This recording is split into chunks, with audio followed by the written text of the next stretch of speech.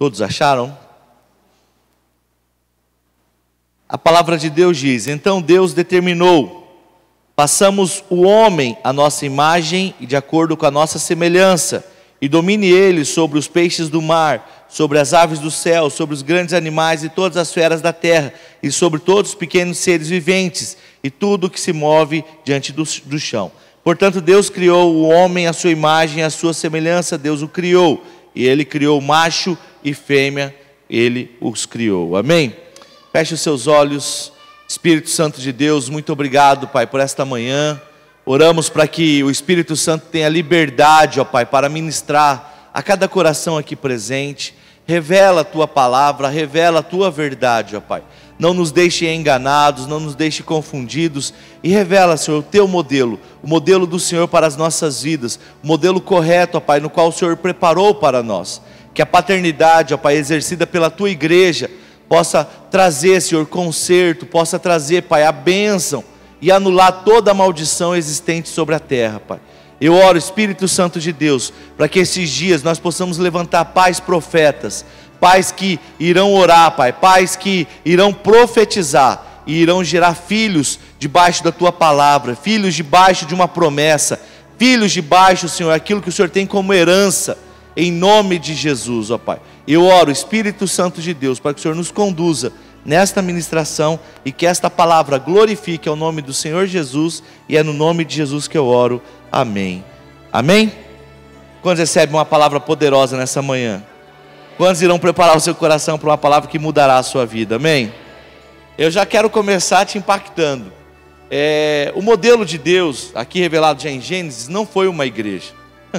Deus, ele não fez uma igreja. Deus, ele não queria uma igreja. Deus, neste momento, ele não estava buscando aquilo que é revelado em Efésios 4:11, apóstolos, mestres, pastores, os ministérios que são revelados ali.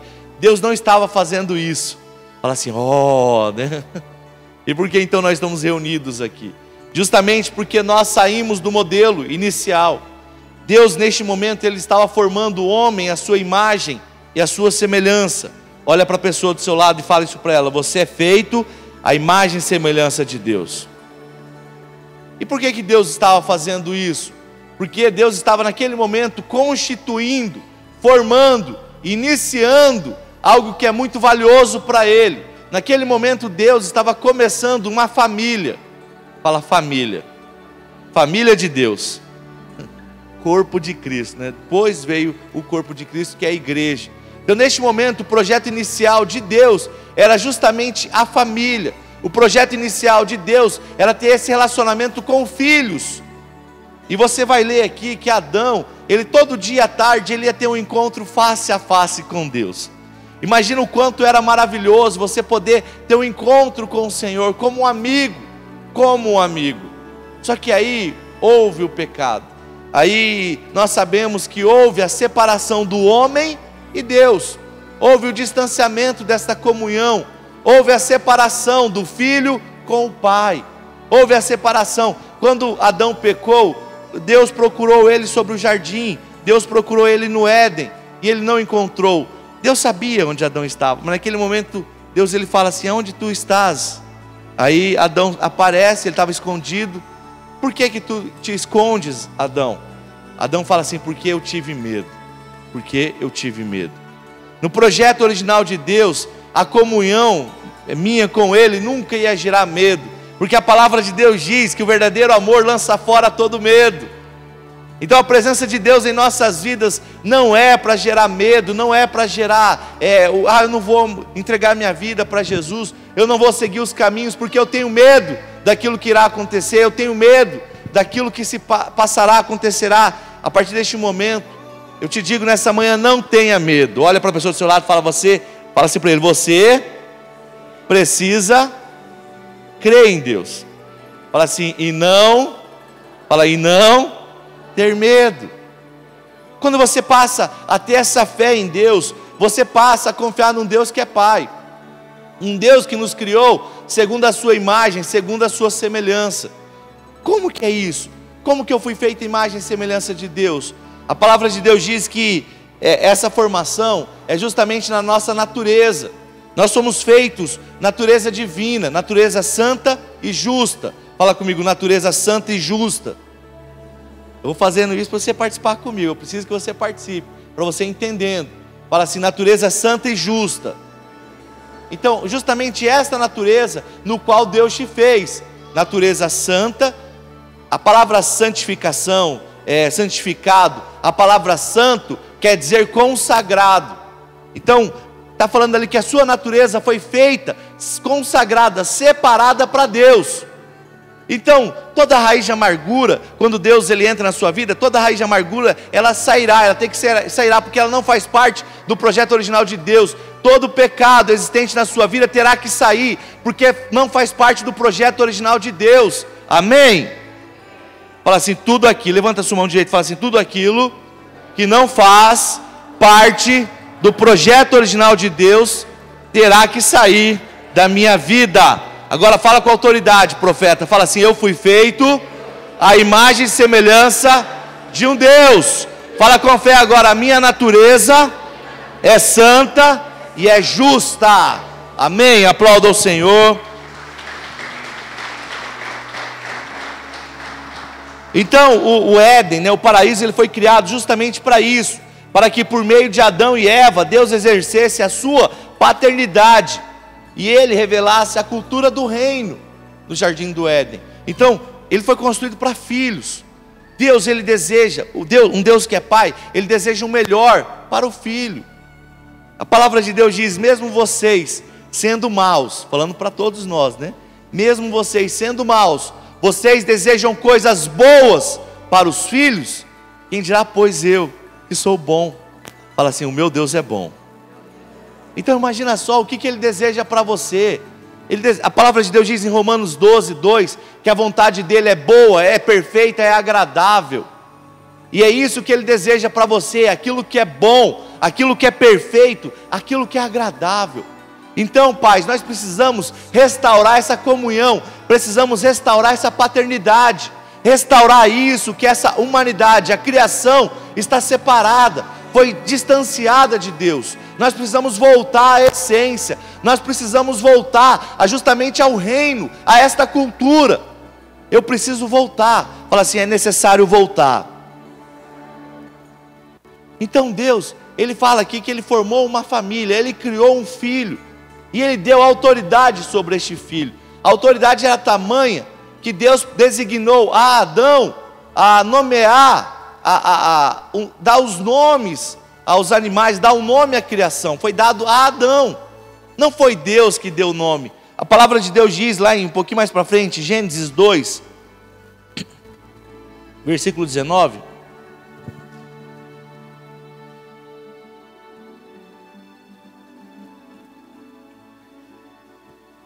Olha só que bacana. Sendo assim, o Senhor modelou do solo todos os animais selvagens, todas as aves dos céus, e em seguida trouxe-os à presença do homem, para ver como este o chamaria, e o nome que o homem desse a cada ser vivo. E este,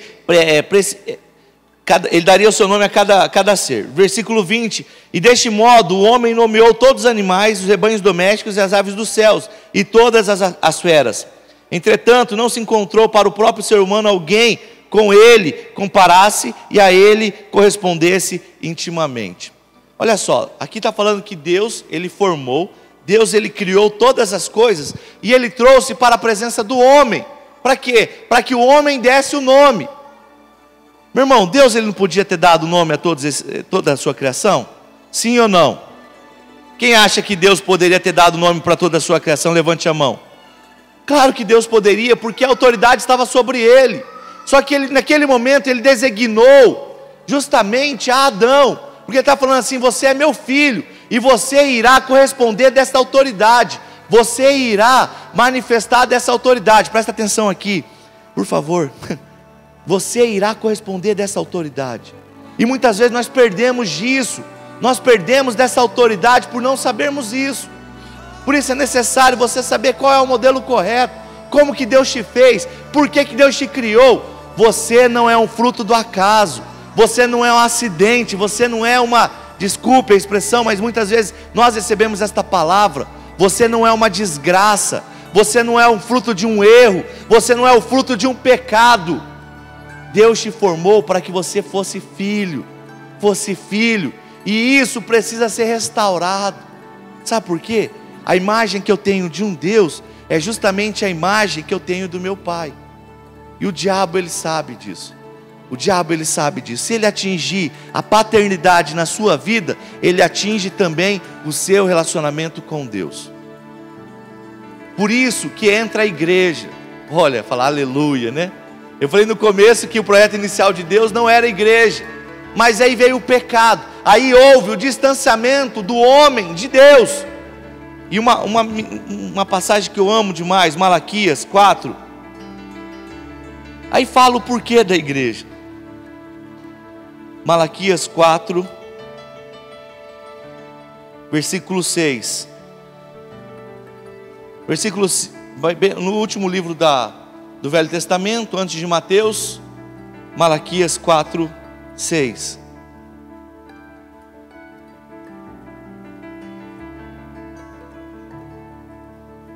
No versículo 5 fala que antes do dia terrível, né? Antes de Gadol, antes do dia do Senhor, ele levantaria o profeta Elias, né?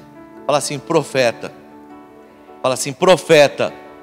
Fala assim, geração profética. Profeta é ser boca de Deus, meu irmão. Profeta é ser boca de Deus. Então, a igreja, ela tem este papel. Nós somos boca de Deus sobre a terra, amém?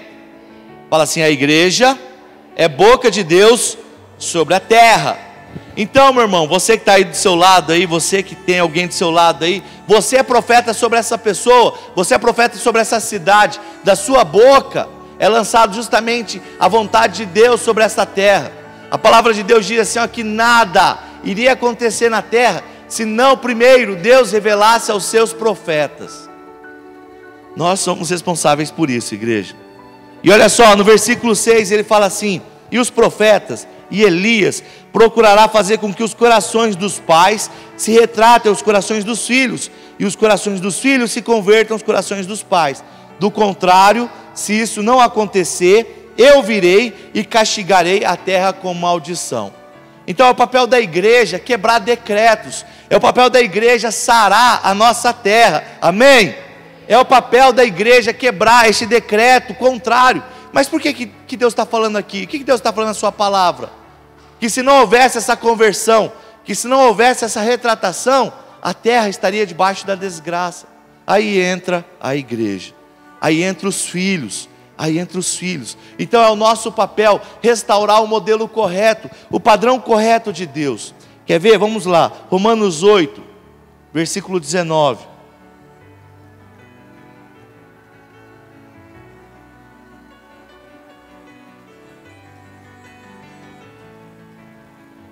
Quem criou tudo e todos? Nós lemos em Gênesis. Quem criou tudo? Deus. Quem criou todas as coisas foi Deus. E olha só aqui, Romanos, já no Novo Testamento. Olha o nosso papel, como igreja, como filhos de Deus. Romanos 8, 19.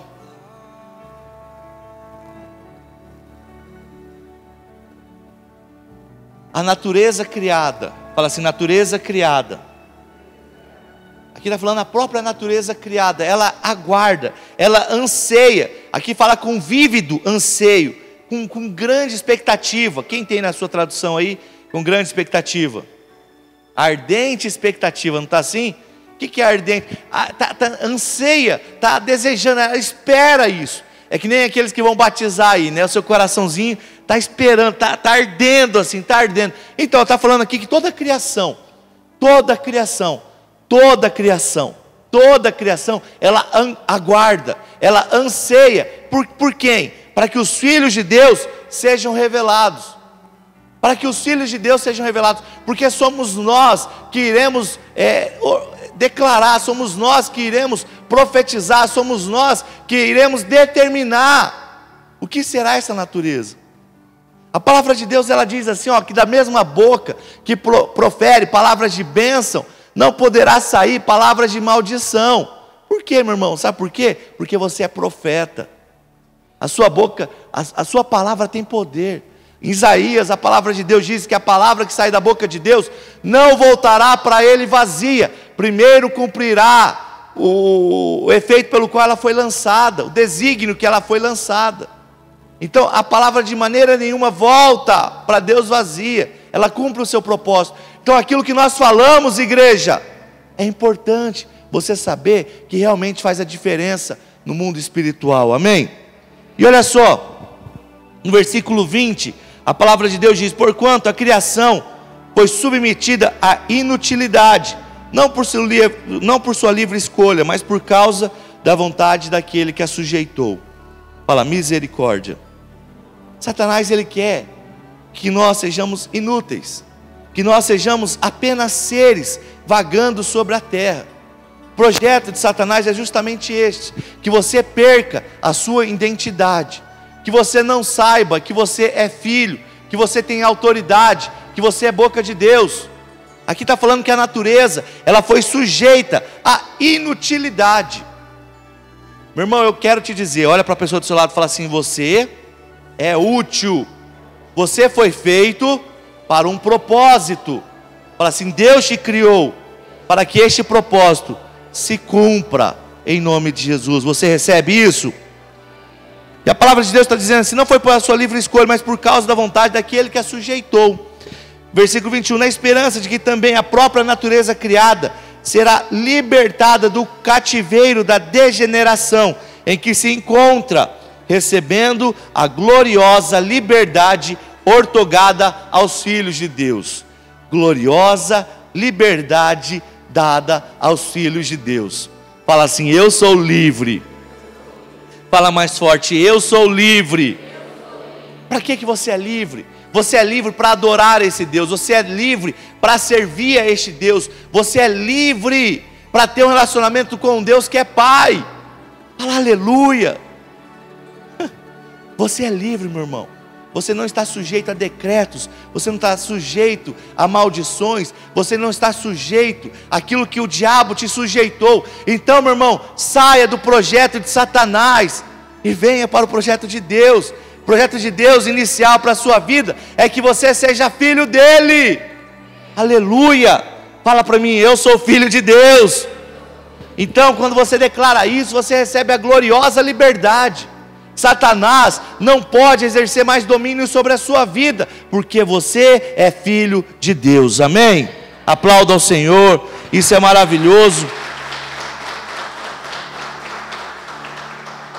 Olha só, sabemos que até agora toda a criação geme e padece como dores de parto, em que não somente ela, mas igualmente nós, que temos os primeiros frutos do Espírito, também gememos em nosso íntimo, esperando com ansiosa expectativa por nossa adoção como filhos e a redenção do nosso corpo. Aleluia. Esse é o nosso desejo, este é o modelo que Deus espera para a sua criação, é este relacionamento que Ele espera ter conosco. Deus, Ele não busca robozinhos, Deus não busca pessoas que serão cegas, servirão apenas Ele religiosamente. Deus, Ele busca intimidade, Ele busca comunhão, comunhão comigo, comunhão como igreja, comunhão do corpo. Ele busca isso aqui, igreja, e por isso que nós somos levantados, por isso nós somos igreja hoje, para restaurar o modelo correto, para restaurar a família de Deus. Nós somos o corpo de Cristo, nós somos a família deste Deus vivo, deste Deus poderoso, porque nós somos filhos de Deus, amém? Aplauda Ele mais uma vez, glória a Deus, Pai. Então, existem 3 características que a paternidade ela exerce sobre nós, e infelizmente isso foi sendo roubado. A paternidade, primeiro, ela gera proteção. Paternidade gera proteção, fala proteção. Segunda coisa que a paternidade gera é direção. Direção. E a terceira coisa que a paternidade gera é limites. Limites. Quais são as 3 características da paternidade que eu falei? Proteção, direção e limites. Vamos lá, proteção. Hoje nós vivemos um decreto maligno sobre as nossas crianças.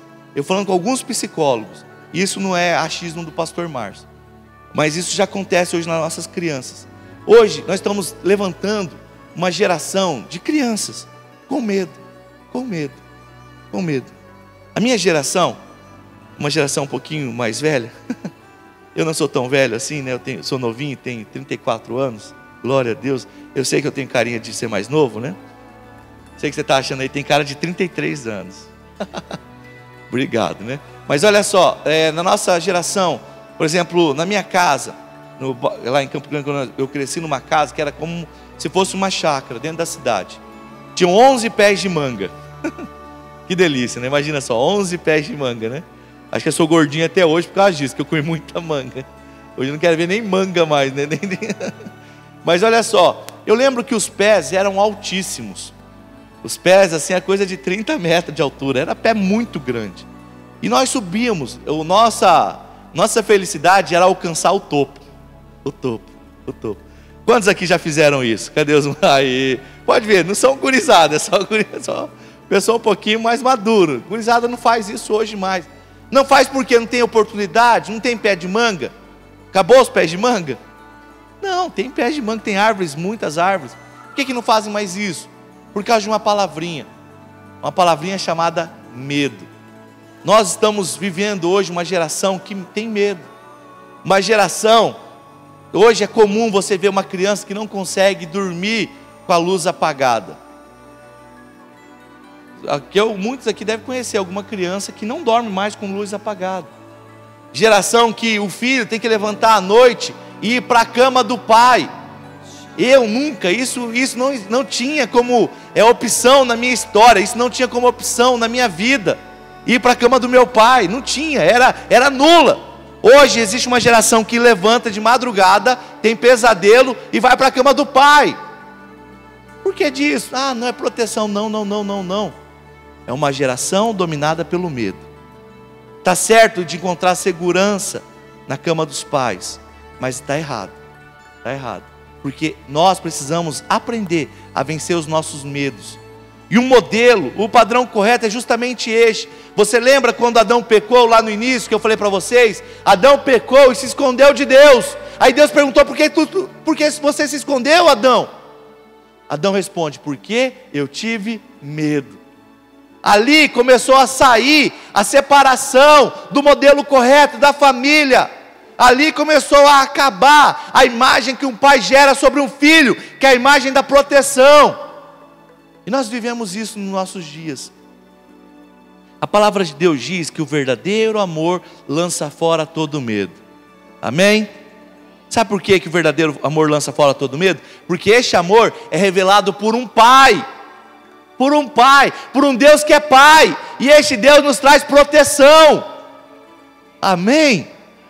Olha só, em Salmos tem uma passagem maravilhosa que fala assim, que o Senhor é minha rocha, que o Senhor é meu abrigo, que o Senhor é meu protetor, que o Senhor é o meu rochedo, é o meu escudo.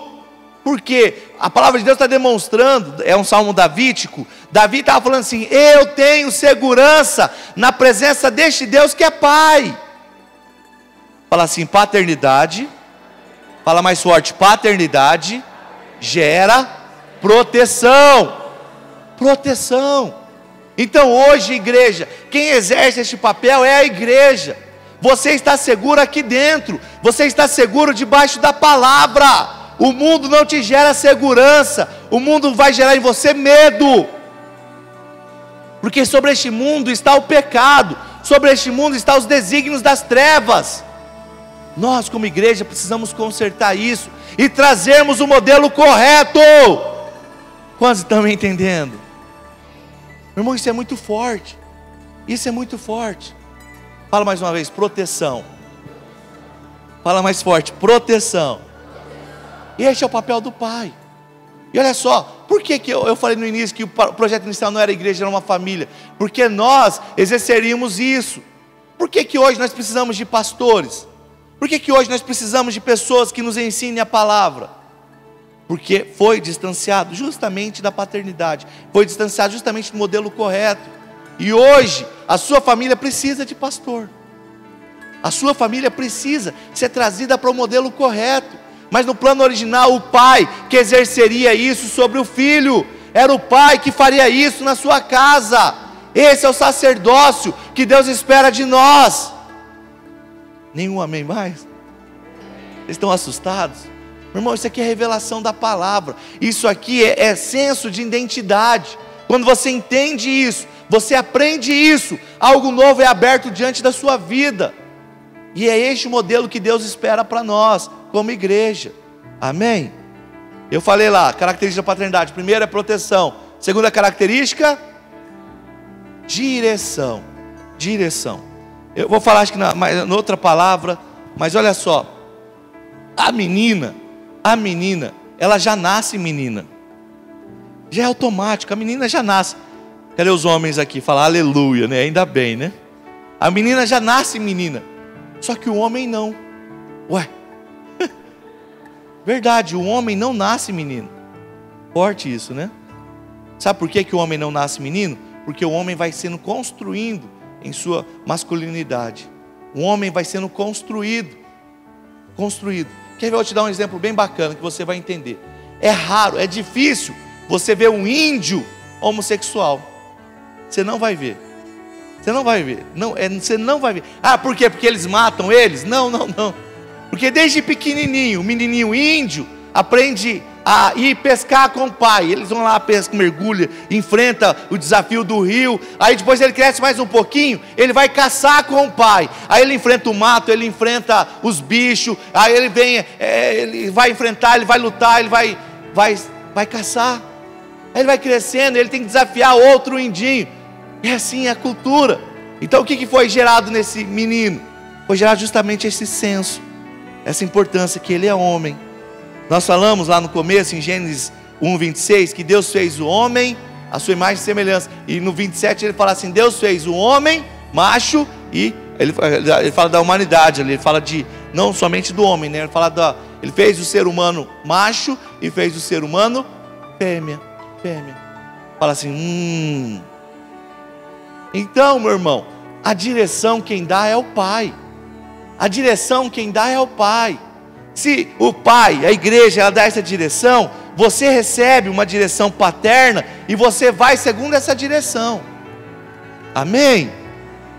Vocês estão entendendo ou não? Isso é muito importante. A paternidade, ela é responsável pela direção em nossas vidas. A paternidade, ela dá a direção. Por que muitas vezes nós somos frustrados? Porque na nossa infância, o que nós recebemos? Você não vai dar em nada, guri. Você não vai dar em nada. Você nunca vai prestar. Você sempre vai ser isso. Você é um traste. Você é isso, você é aquilo outro. Recebemos isso. E o que a nossa vida nos diz? Você é isso. Você foi feito para isso. Você é isso.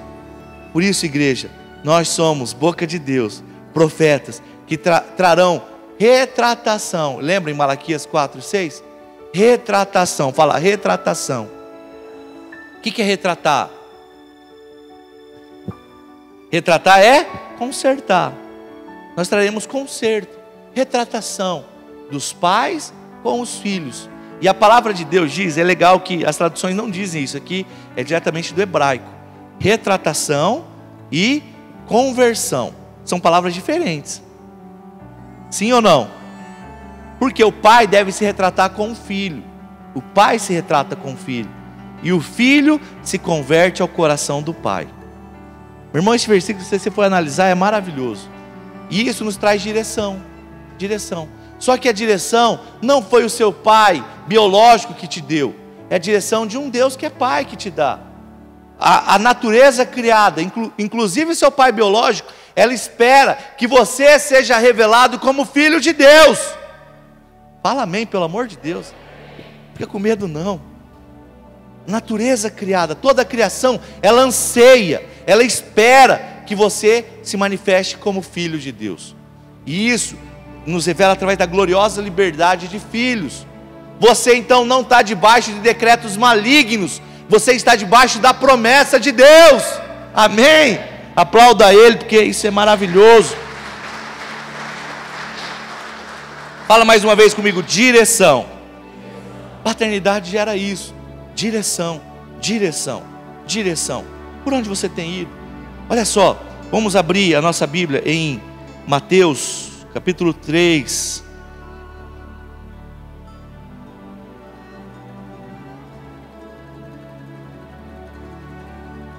Versículo 13. Já que hoje é um dia de batismo, vamos trazer essa palavra dentro do batismo de Jesus, né?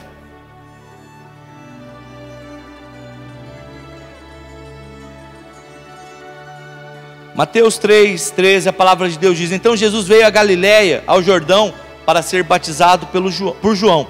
Mas João se recusava, justificando: sou eu quem precisa ser batizado por ti, e vens tu a mim?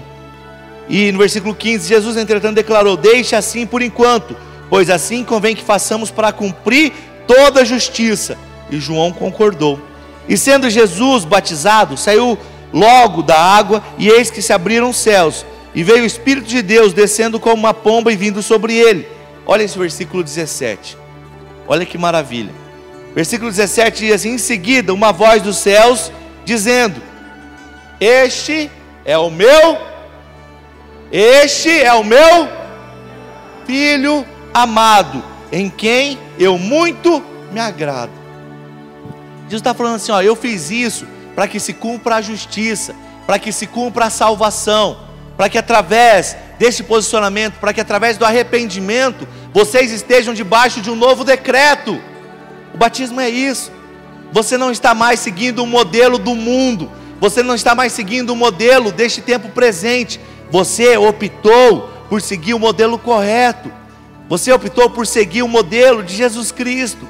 E Ele está nos ensinando aqui. E olha só dos céus, Deus testificando isso. Deus falando assim, ó, este é o meu filho amado. Você é o meu filho. Você é o meu filho. E Deus te fala isso nessa manhã. Você é meu filho amado, em quem eu tenho prazer. Você é meu filho amado. Quem quer ser boca de Deus aqui? Olha para a pessoa do seu lado. Mas olha para a pessoa do seu lado e fala assim: você é filho amado de Deus. Amém? E olha só, aí continua no capítulo 4. Então Jesus foi conduzido pelo Espírito Santo ao deserto para ser tentado pelo diabo. No versículo 2, depois de jejuar 40 dias e 40 noites, Jesus teve fome. E o tentador aproximou-se então dele e disse: se tu és filho de Deus, manda que estas pedras se tornem pães. No que Jesus foi tentado? Olha assim, na dúvida. Jesus, neste momento, Satanás, ele tenta Jesus: se tu és filho de Deus. Olha só. E no versículo 4, Jesus porém afirmou-lhe: está escrito, nem só de pão viverá o homem, mas de toda a palavra que sai da boca de Deus. Versículo 5, então o diabo conduziu a cidade santa, colocou-o sobre a parte mais alta do templo e desafiou-lhe: se tu és filho de Deus, joga-te daqui para baixo, pois está escrito: aos seus anjos dará ordens a teu respeito, e com as mãos eles te sustentarão, para que jamais tropece em alguma pedra. Primeira vez, Jesus foi tentado, Satanás falou assim: se tu és filho de Deus, faça essa pedra se tornar pão. E a segunda vez, você vai desafiar o seu Deus, vai se lançar aqui, e os anjos vão ter que te segurar. Mas isso você fará só se você é filho de Deus. Fala assim: misericórdia. Satanás, ele quer atingir justamente essa identidade. Aqui ele revelou o seu plano. Aqui Satanás revelou o plano de atingir essa identidade de filho, o seu relacionamento com Deus que é Pai. E isso é muito importante, igreja, nós sabermos e ficarmos atentos. E aqui Jesus, ele fez o que o diabo pediu? Jesus fez o que o diabo pediu, sim ou não? Por que ele não fez? Porque o nosso Senhor não obedece a Satanás, amém? Mas tem muito crente obedecendo a Satanás. Tem muito crente obedecendo a voz do inimigo. Através da dúvida, você obedece a ele. Através da discórdia, você obedece a ele. Desafiando o seu Deus, você obedece a ele. Não obedeça a Satanás, obedeça ao seu Deus. E a palavra de Deus diz, meu irmão, que você tem a gloriosa liberdade de filho. Gloriosa liberdade de filho. Amém? Aplauda ao Senhor. Vamos lá, 3 características da paternidade. Primeira, segunda e o terceiro, limites. Limites. Limites. Limites. Como assim, pastor? A paternidade que coloca limites. A paternidade que define, meu irmão, quem você é e quem você será. É o limite que é colocado na sua vida. E uma criação, a criação sem limite, ela ficou sujeita à inutilidade. Fala assim, sem limite igual inútil. Por quê? Você precisa, vamos lá.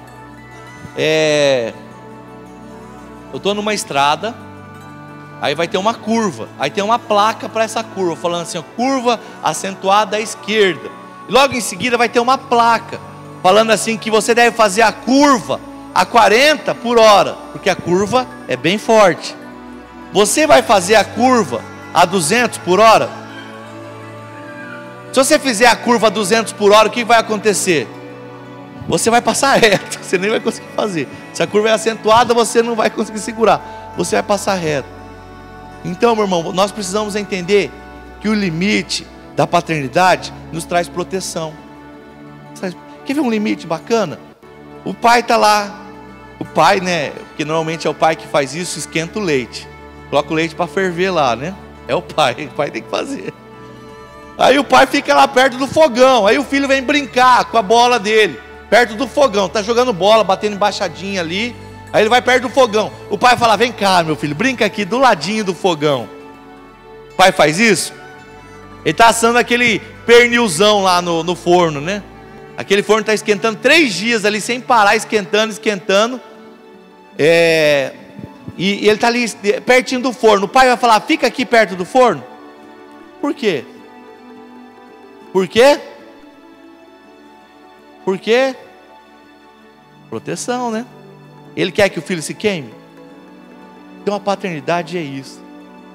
A palavra de Deus diz que o pai corrige quem ele ama. Quem ele ama. Quantos querem ser amados por Deus? Meu irmão, Deus vai te corrigir.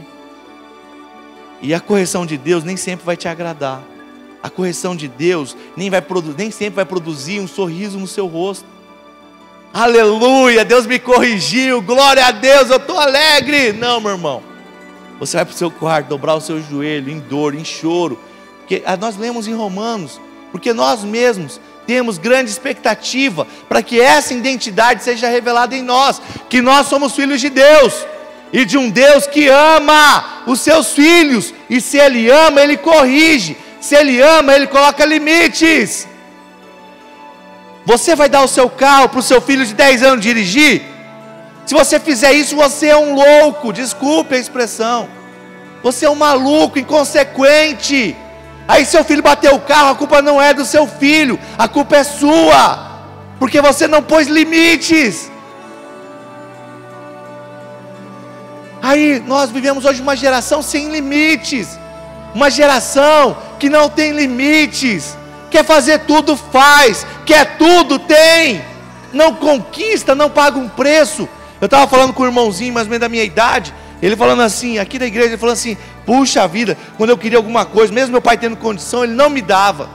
Aí eu tinha que pegar picolé e vender, aí eu tinha que pegar não sei o que e fazer as coisas, porque meu pai não me dava. E um menino de uma família rica, eu falei, Deus, que criação maravilhosa. O pai não dava, você quer meu filho? Quero, então você vai pagar um preço por isso. Eu falei, Deus, que maravilha.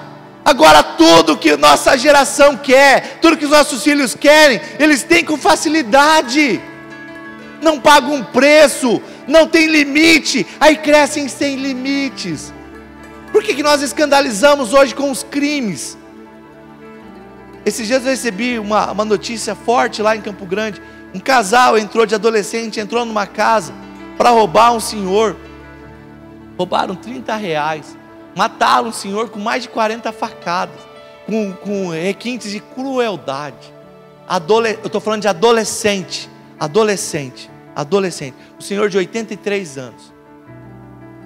Aí você fala assim, não tem mais jeito. Meu irmão, não é o nosso papel é transformar essa geração. O nosso papel é trazer retratação. dos corações dos pais com os filhos, e nós exercemos essa paternidade. Nós iremos trazer este conserto. Não jogue a culpa na geração, não jogue a culpa no mundo, porque assim como a palavra de Deus diz, que este mundo está sujeito à inutilidade, está sujeito a decretos malignos. Quem vai reverter isso somos nós, quem vai reverter isso sou eu, é você. Fala amém, igreja, porque este é o modelo correto que Deus nos preparou, em nome de Jesus, amém? Aplauda o Senhor. Então, para encerrar, paternidade traz proteção, paternidade traz direção e paternidade traz limites. Este é o modelo correto que Deus espera para nós. Este é o modelo correto que Deus espera para a sua igreja. Aleluia. Eu espero que você tenha entendido, que você tenha aprendido com a palavra, e isso traga mudança sobre a sua vida, sobre a sua história, em nome de Jesus. Separe o seu dízimo, separe a sua oferta neste momento. Se você precisar passar na máquina de cartão, nós temos a máquina ali ao fundo.